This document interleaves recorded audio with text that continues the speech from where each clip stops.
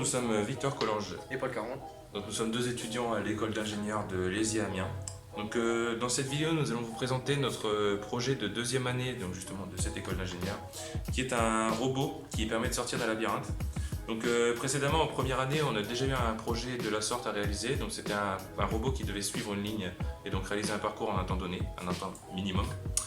À la fin de cette réalisation, nous avons une compétition à faire inter-promo. Donc, nous avons différentes écoles qui viennent à l'école pour concourir contre nous.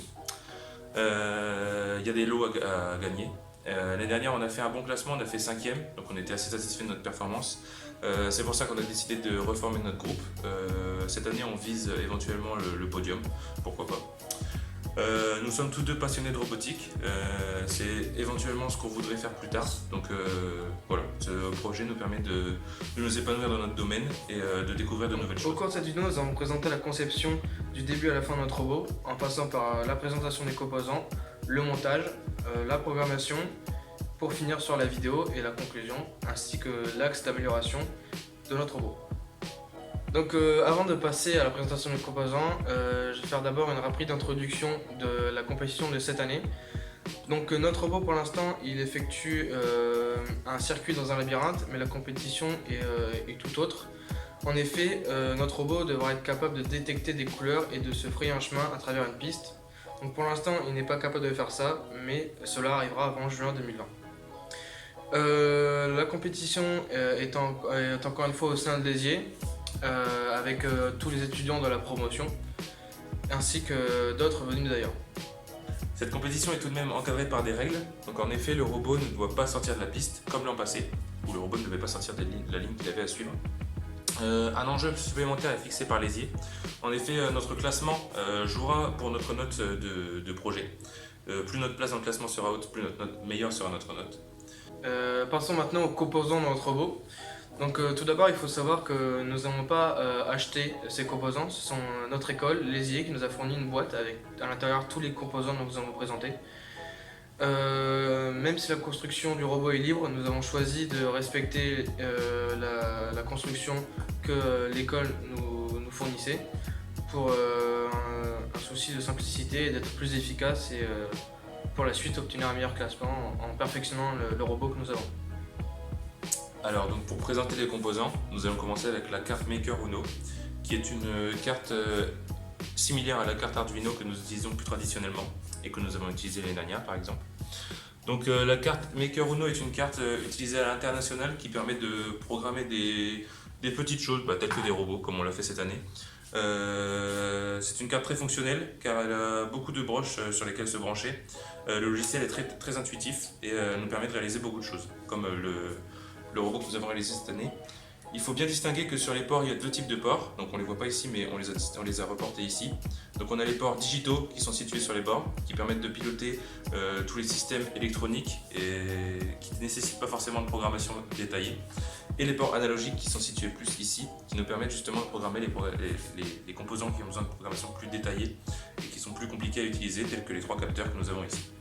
La carte Maker Uno est en quelque sorte le chef d'orchestre de notre robot. C'est elle qui commande tous les composants et qui reçoit l'information et donne les informations. Donc sans elle, bien sûr, le robot ne serait pas réalisable. Étant donné qu'elle contient tout notre programme. Donc en plus de la carte Maker Uno, il y a un composant très important, pourtant qui est simple, c'est la batterie, donc l'alimentation. Elle est nécessaire car notre robot ne fonctionne pas avec un fil, ce serait beaucoup trop compliqué. Donc nous avons besoin d'une alimentation portative, donc cette batterie toute simple fait totalement l'affaire. Donc sa capacité est de 5000 mAh, donc ce qui est largement suffisant pour l'utilisation de notre robot, étant donné qu'il doit réaliser seulement 3-4 tours de piste on va dire pour fonctionner et donc ça ne consomme pas beaucoup d'énergie. Alors donc ensuite nous allons passer aux différents capteurs que nous utilisons. Donc ce sont les trois mêmes, ce sont des VL 6180X. Donc le nom est un peu barbare, je vous l'accorde.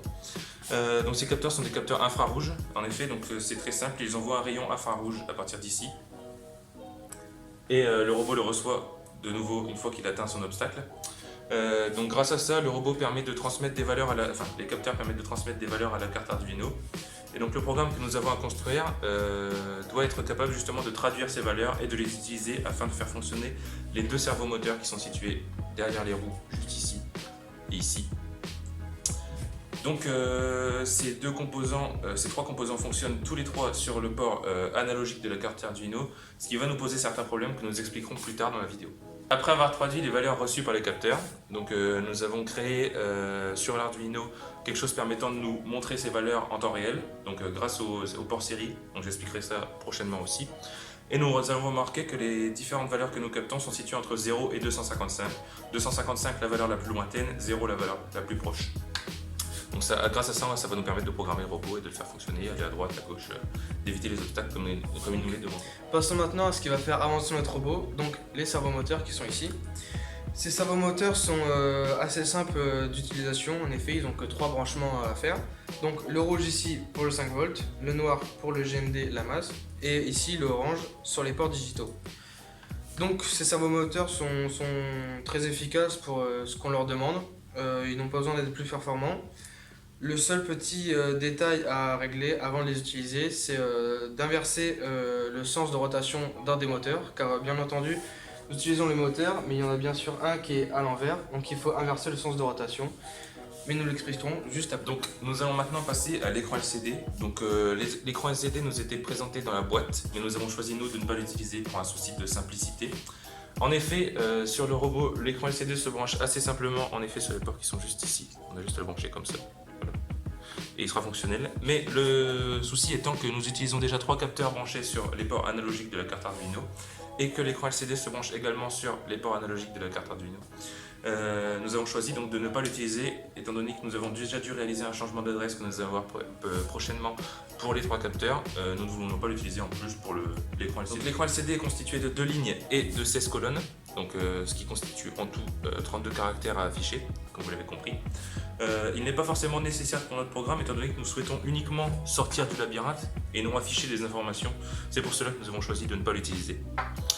Il fonctionne avec la technologie I2C, donc comme les capteurs, c'est pour ça qu'il est branché sur les ports analogiques de la carte Arduino. Donc nous arrivons maintenant au dernier composant important de notre robot. Donc si vous avez le sens de l'observation, vous voyez au-dessus de la carte Maker Uno un module, donc le module Shield Screw 1.0. Ce module nous sert à faire tous nos câblages et branchements, car il n'y a pas assez de ports sur la carte Maker Uno. Donc c'est ici que nous avons fait tous nos câblages pour les servomoteurs, les capteurs, ce qui est beaucoup plus pratique que sur la carte Maker Uno. Donc cette carte nous a permis, comme je l'ai dit précédemment, d'ici reporter les ports analogiques et d'ici d'avoir les ports digitaux en bien plus facile d'utilisation, ce qui est beaucoup plus simple pour nous. Et aussi c'est très utile si jamais nous aurions voulu brancher l'écran LCD. En effet ici on n'a pas de câble qui dérange l'écran LCD, donc nous pouvons le poser sans aucun problème dessus, alors que sur la carte Arduino elle-même il aurait fallu brancher dans les ports qui sont situés juste ici, donc ça aurait gêné l'utilisation de l'écran LCD. Donc passons maintenant au squelette du robot. Donc ce module imprimé en 3D a été fait par les professeurs qui encadrent le projet. Il est séparé en 2 parties. Donc la partie avant où les capteurs sont vissés dessus et le gros bloc arrière qui permet d'insérer les servomoteurs et la batterie juste ici ainsi que la carte Maker Uno. Donc pour ce qui est des autres composants, nous avons tout d'abord les roues qui sont vissées directement à même les servomoteurs et qui nous ont été fournis avec les servomoteurs. Nous avons également en dessous du robot ici une roue libre qui permet au robot de pouvoir se diriger de n'importe quelle direction à l'avant. Donc ce qui est bien plus pratique que de mettre une roue de chaque côté, d'avoir encore un programme à faire pour diriger les roues en même temps que les roues à l'arrière. Pour ce qui est des branchements, nous avons utilisé aussi 2 types de câbles. En effet, nous avons les câbles des servomoteurs qui sont des fils plutôt traditionnels. Nous avons juste dénudé et inséré dans les différents pins digitaux. Mais pour ce qui est des capteurs, par exemple, nous avons utilisé par un souci d'ergonomie des fils à wrapper, qui sont beaucoup plus fins comme on peut le voir ici. Et en fait, grâce à un stylo à wrapper, nous mettons le fil sur le pin et nous entortillons le fil autour du pin pour qu'il ne bouge pas. Ça permet d'éviter les soudures et que le robot soit plus propre à la fin. Donc grâce à ça, nous avons pu faire un bloc de fil, entre guillemets, ici, qui nous permet d'avoir aucun fil qui dépasse du robot. Comme vous pouvez le voir, les fils sont cachés en dessous du robot, juste ici. Donc, je vais vous présenter le montage pas à pas, toutes les étapes par lesquelles nous sommes passés pour le montage du robot. Donc nous avons d'abord commencé avec le gros bloc imprimé en 3D sur lequel nous avons vissé la carte Maker Uno à l'aide de 2 vis et des 2 trous qui étaient prévus à cet effet. À ça nous avons juste rajouté au-dessus le module shield qui s'insère dessus avec les pins femelles et mâles. Ensuite, les servomoteurs qui sont un peu compliqués à rentrer juste ici, avec 2 vis sur les côtés et à rajouter une vis sur les roues pour ne pas qu'ils tombent. La dernière partie est sur le deuxième module, donc il faut visser ici avec 4 vis sur les côtés le module des capteurs sur le gros module.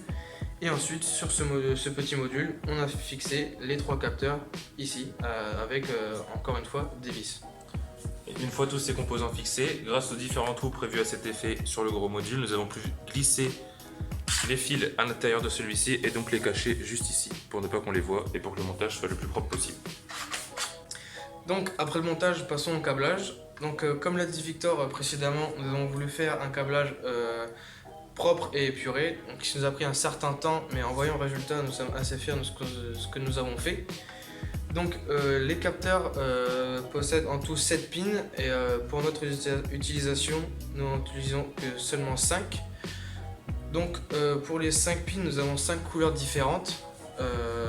Le premier est un fil rouge qui est ici sur le deuxième pin en parlant de la gauche, qui se branche directement sur les ports digitaux, donc un fil rouge sur chaque digital, car nous avons 3 capteurs. Le deuxième, le fil bleu qui correspond au SCL, ici, que nous avons branché sur la carte sur le port A5. Le fil vert qui correspond au SDA. Le fil noir qui correspond au GND branché ici sur le shield. Et le fil rouge orange qui correspond aux 5 volts. A noter que les fils bleus et verts qui sont branchés respectivement sur les fils SDA et SCL sont des fils branchés sur les ports analogiques justement. Donc c'est ceux qui vont permettre de recevoir l'information et de transmettre l'information. C'est par là que passe le programme et donc c'est à cause de ça que nous avons eu certains soucis dans le programme que nous expliquerons plus tard. Pour ce qui est des fils branchés sur le digital permet d'activer ou non les composants. Donc ça permet par exemple en parlant en binaire de mettre à 1 le composant, donc de l'activer. Et pour ce qui est du GND, c'est simplement la masse et le VCC, c'est simplement l'alimentation du capteur. Donc passons maintenant à la dernière partie du robot, la programmation. Donc dans cette partie, nous avons essayé d'expliquer au maximum le programme que nous avons réalisé. Donc commençons tout de suite par l'appel des bibliothèques. En effet, dans un programme, nous avons besoin de bibliothèques pour utiliser certaines fonctions. Donc comme vous voyez à l'écran, nous en avons 3. La première qui est wire.h qui sert à utiliser le I2C.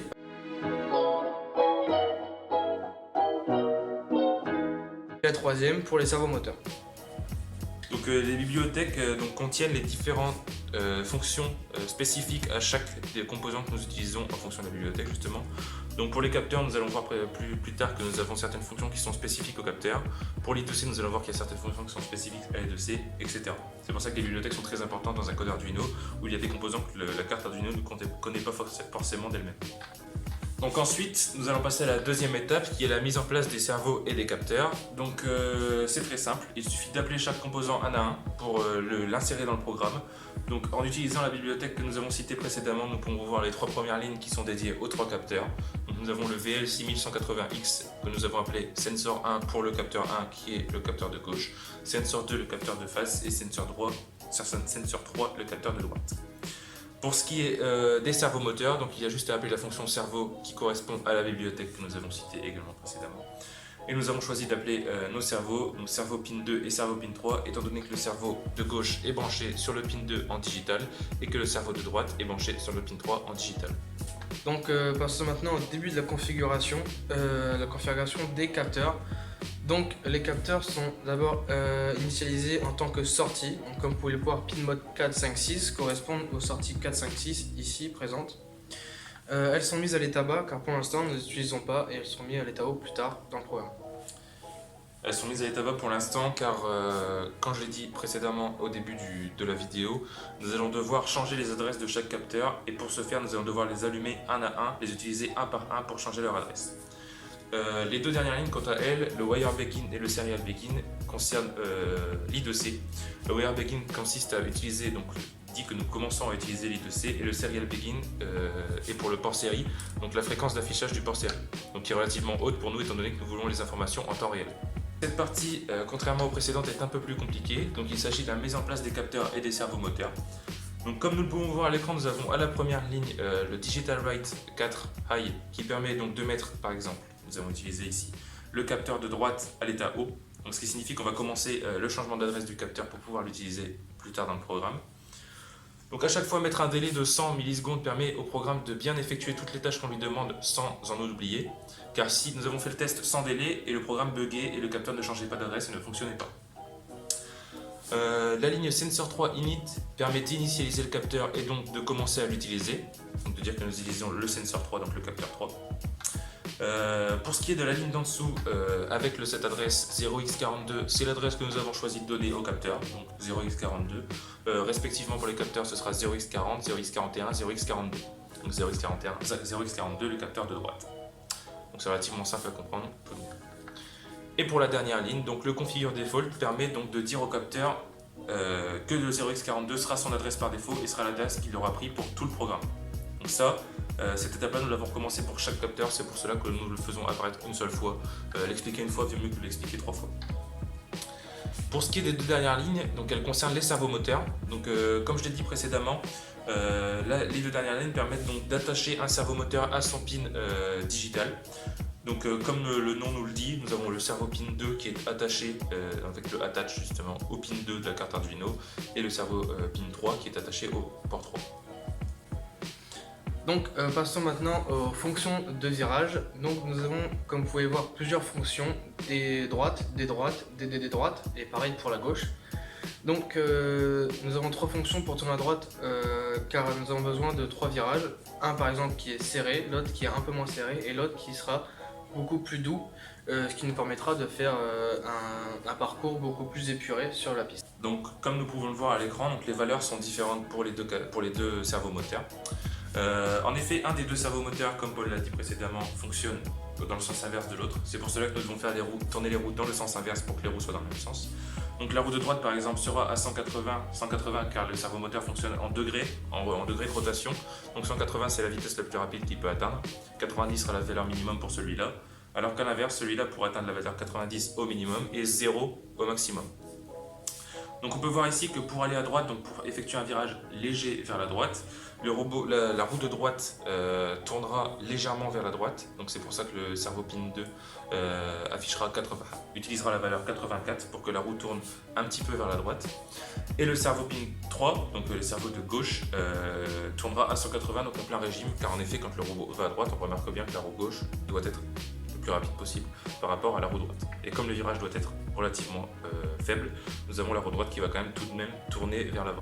Pour ce qui est des autres fonctions juste en dessous, donc des droites et des droites, qui sont les fonctions respectivement donc de virage relativement serré et de virage très serré. Donc c'est le même fonctionnement. Nous avons toujours la roue gauche qui tourne à plein régime pour que le robot se dirige vers la gauche et la roue droite qui tourne plus ou moins vite. Donc le 86 nous dit que la roue tourne très peu. Et le 92 nous dit que la roue tourne dans le sens inverse pour que le robot fasse le virage le plus serré possible. Sur le même principe que pour les virages, nous avons ici la fonction ligne droite et la fonction arrêt. Donc comme Victor l'a dit précédemment, 90 est la valeur d'arrêt et 180 ou 0 selon la roue est la valeur maximale. Donc pour la ligne droite, nous avons 180 0 pour aller au maximum de la vitesse tout droit et 90 sur les deux servomoteurs pour bien sûr arrêter le robot et qu'il soit stabilisé. A noter aussi que nous avons choisi de créer une fonction pour chaque virage pour que ce soit beaucoup plus simple d'utilisation. Comme pour le langage C en module, nous avons utilisé des modules en Arduino. Donc ça nous permettra après dans le programme principal, entre guillemets, dans le menu principal, d'utiliser chaque fonction en séparé, donc de le réutiliser quand on veut, plutôt d'avoir à écrire chaque ligne de code à chaque fois. Nous avons préféré créer des fonctions. Donc ici nous avons en 7e partie donc les valeurs des capteurs et l'utilisation du port stéréo, comme nous l'avons appelé. Donc ceci se fait dans le loop, donc c'est la boucle infinie du programme. Donc une fois qu'on est rentré dans le loop, on ne peut plus en sortir, c'est le programme Arduino, sauf si on décide de faire une fonction qui permet de sortir de la boucle. Donc nous avons choisi d'initialiser différentes variables, donc D, F, G, donc simplement pour le capteur de droite, de gauche et de face, F pour le face. Pour chaque variable, nous avons attribué une valeur à cette variable. Donc pour le D, nous avons, grâce à la ligne que nous voyons Sensor 1 Read Range Single Millimeters, la possibilité de lire ce que perçoit le capteur. Donc ce que perçoit le capteur, comme j'ai dit précédemment, c'est une valeur entre 0 et 255. Donc cette valeur, nous l'incrémentons dans chacune des variables, donc D, F et G. Donc une fois que nous avons fait ça, nous avons choisi par un souci de simplicité et pour nous faciliter la vie pour la suite du programme, d'afficher ces valeurs dans le moniteur série. Donc grâce à la ligne Serial Print Capteur 1, Serial Print D par exemple, qui est répétée à chaque fois pour chaque capteur différent F et G, ça nous permet donc d'afficher dans le moniteur série, comme nous le voyons à l'écran, la ligne donc écrit capteur 1, 2 points et la valeur que le capteur 1 prend. Donc ça nous permettra de programmer plus facilement le robot pour créer les fonctions de virage que nous créerons plus tard. A noter aussi que le Serial Print ln situé en dernière ligne de cette étape permet de revenir à la ligne à chaque fois que nous avons fait une boucle. Une fois cette boucle, donc une fois que nous avons affiché la valeur du capteur 1, du capteur 2 et du capteur 3, nous revenons à la ligne par un souci d'ergonomie sur le moniteur série. Donc, nous avons parlé avant des fonctions qui permettaient de tourner à gauche, droite ou d'aller en ligne droite. Et elles sont utiles maintenant dans les conditions et différents virages que nous faisons. Donc, les capteurs, comme on leur dit, émettent un chiffre, nous donnent un chiffre et ce chiffre, nous l'utilisons pour effectuer nos virages. Donc, comme vous pouvez le voir sur les conditions affichées à l'écran. Par exemple, lorsque gauche est supérieur à droite, nous faisons un virage à gauche, etc. pour tous les types de virages que nous faisons.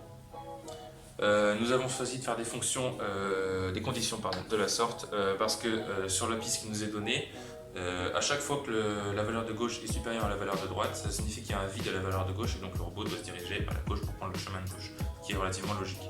Et le F supérieur à 100 signifie que lorsque le capteur de face détecte une valeur supérieure à 100, il effectue le virage léger. Plus la valeur de face se rapproche, plus le virage que le robot va prendre sera serré et donc il ne touchera jamais les murs. Que nous le verrons dans la vidéo de fin. Donc sur le même principe que les virages, nous avons ici deux conditions, donc une condition de ligne droite, une condition d'arrêt. Donc nous avons choisi pour notre robot de l'arrêter lorsque nous le tenons en l'air, par exemple lorsque nous le tenons dans la main et que les trois valeurs ici captées par les capteurs sont supérieures à 255, qu'il ne capte rien, car quand il ne capte rien, les valeurs sont de 255. Donc quand nous le portons, quand nous le tenons, il ne capte rien et donc le robot ne fait rien, il est arrêté.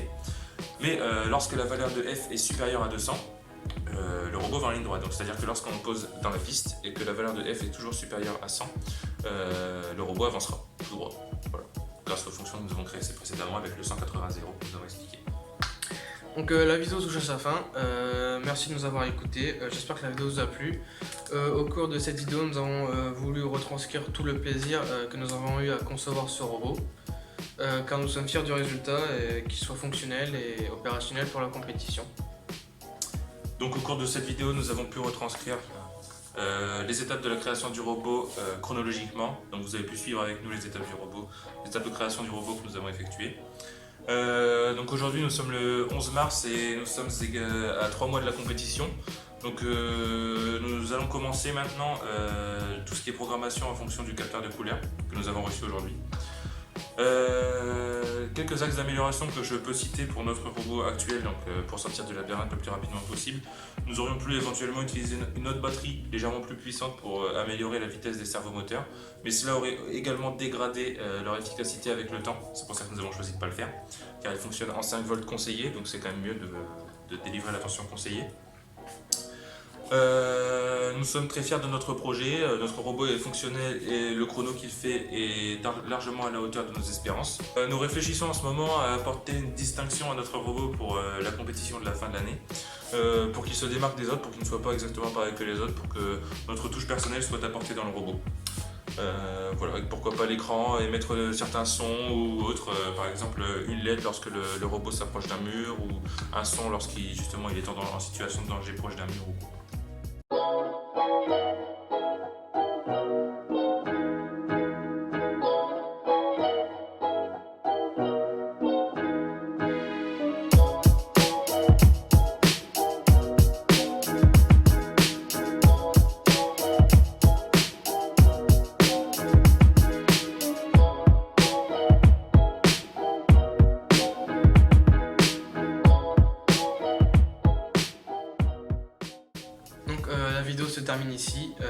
merci de nous avoir écoutés, d'avoir suivi avec nous la conception du robot. Nous espérons vous retrouver dans une prochaine vidéo, pourquoi pas l'année prochaine, lors d'un différent projet au sein de nos études.